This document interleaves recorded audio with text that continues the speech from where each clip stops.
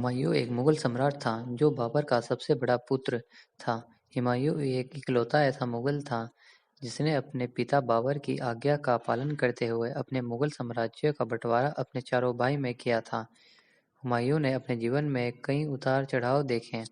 हुमायूं को सबसे ज्यादा कष्ट उसके भाइयों ने ही दिया था।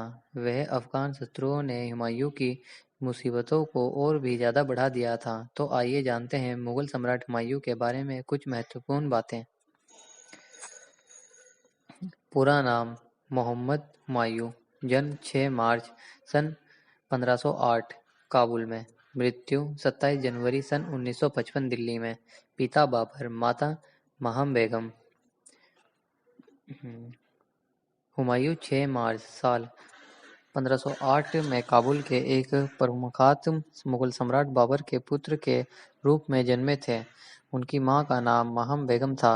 बचपन में सब उन्हें मोहम्मद हुमायूं कहकर पुकारते थे। वे बाबर के सबसे बड़े और लाडले पुत्र थे।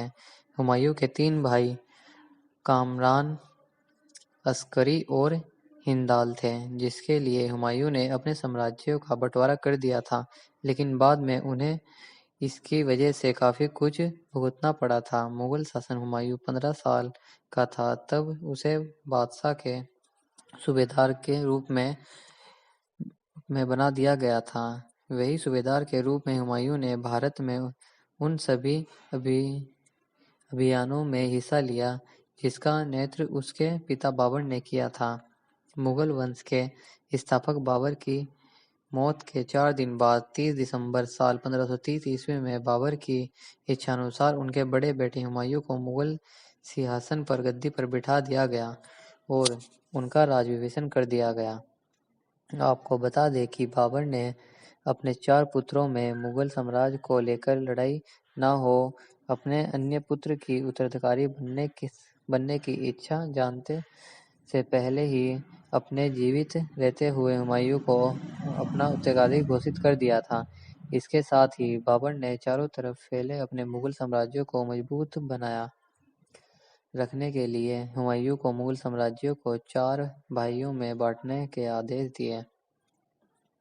जिसके बाद आज्ञाकारी पुत्र हुमायूं ने अपने मुगल साम्राज्य को चारों भाइयों में बांट दिया। उसने अपने भाई कामरान मिर्जा को पंजाब, कांधार, काबुल, हिंदाल को अलवार और अस्करी को संभल कर सूबेदार प्रदान कर दिया।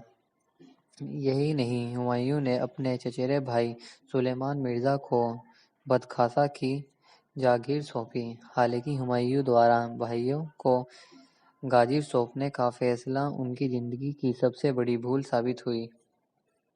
इसकी वजह से उसे अपनी जिंदगी में कई बड़ी मुसीबतों का भी सामना करना पड़ा। वही उसका सौतेला भाई कामरान मिर्जा उसका बड़ा प्रतिद्वंदी था। हालांकि हुमायूं का अफगान शासकों से कट्टर दुश्मनी थी, वही अफगान शासकों से लड़ाई में भी उसके भाइयों ने कभी सहयोग नहीं दिया, जिससे बाद हुमायूं को असफलता हाथ लगी। हुमायूं ने अफगानिस्तान, पाकिस्तान और उत्तर भारत के कुछ क्षेत्रों में साल 1531 से 1540 तक शासन किया था। फिर दोबारा साल 1555 से 1556 तक शासन किया था। वही मुगल साम्राज्य का विस्तार पूरी दुनिया में करने के मकसद को लेकर हुमायूं ने अपनी कुशल सैन्य प्रतिभा के चलते कई राज्यों में विजय अभियान चलाया। वहीं इन अभियानों के तहत उसने कई राज्यों से जीत हासिल की। साल 1531 में गुजरात के शासक बहादुर शाह की लगातार बढ़ रही शक्ति को रोकने के लिए मुगल सम्राट हुमायूं ने कालिजर पर हमला किया। वहीं इस दौरान अफगान सरदार महमूद लोदी ने जौनपुर और बिहार की तरफ आगे बढ़ने की खबर मिलते ही हुमायूं गुजरात के शासन से कुछ पैसे लेकर वापस जौनपुर की तरफ चला गया, जिसके बाद दोनों के बीच युद्ध हुआ। साल 1532 में अफगान सरदार मोहम्मद लोदी और हुमायूं की विशाल सेना के बीच दोहारिया नामक स्थान के बीच युद्ध हुआ। इस युद्ध में हुमायूं के पराक्रम के आगे मोहम्मद लोदी नहीं टिक पाए और उसे हार का मुंह देखना पड़ा। वहीं इस युद्ध को दोहराए का युद्ध कहा गया। गुजरात के शासक बहादुर शाह ने 1531 में मालवा तथा 1532 में रायसीन की महत्वपूर्ण किले पर अधिकार कर लिया। इसके बाद उसने मेवाड़ को संधि करने के लिए मजबूर किया। वहीं इस दौरान गुजरात के शासक बहादुर शाह ने टर्की से एक प्रख्यात एवं कुशल तोपची रूमी खां ने का कीमत से एक शानदार तोपखाने का निर्माण भी करवाया था। जिसके बाद हुमायूं ने बहादुर शाह की बढ़ती हुई शक्ति के दबाने के लिए साल 1535 ई में बहादुर शाह पर शाजापुर में आक्रमण कर दिया। दोनों के बीच हुए इस संघर्ष में गुजरात के शासक बहादुर शाह को मुगल सम्राट हुमायूं से हार का सामना करना पड़ा। इस तरह हुमायूं ने मांड्यू और चंपानार के किले पर भी अपना अधिकार जमा लिया और मालवा और गुजरात को उसने मुगल साम्राज्य में शामिल करने में सफलता हासिल की। वहीं दूसरी तरफ शेर खां ने सूरजगढ़ के राज में बंगाल को जीतकर काफी ख्याति प्राप्त की, जिससे हुमायूं की चिंता और अधिक बढ़ गई। इसके बाद हुमायूं ने शेर खां को सबक सिखाने और उसकी शक्ति को दबाने के उद्देश्य से 1538 में चुमानगढ़ के किले पर घेरा डाला और अपने और पराक्रम के बदौलत उस पर भी अपना अधिकार जमा लिया।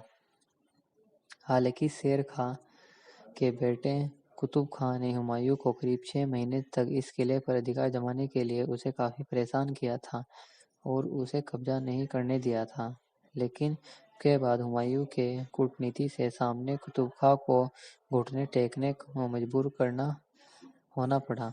इसके बाद 1538 ई में अपने विजय अभियान को आगे बढ़ाते हुए मुगल शासक हुमायूं बंगाल के गौड़ क्षेत्र में पहुंचा, जहां उसने चारों तरफ लाशों का मंजर देखा और अजीब से मनसूहियत महसूस की। इसके बाद हुमायूं ने इस स्थान का फिर से निर्माण कर इसका नाम जनताबाद रखा।